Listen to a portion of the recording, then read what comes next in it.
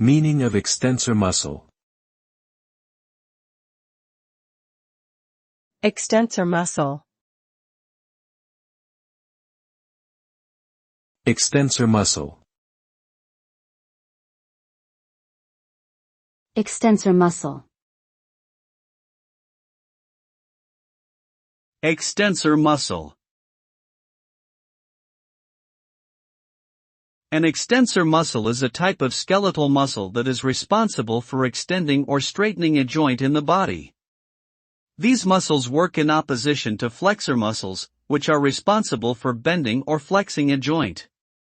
Extensor muscles are used in a variety of activities, from running and walking to lifting heavy objects. They are often found in the legs, arms, and back, and are essential for maintaining proper posture and balance. Without extensor muscles, it would be impossible to stand upright or perform many daily activities.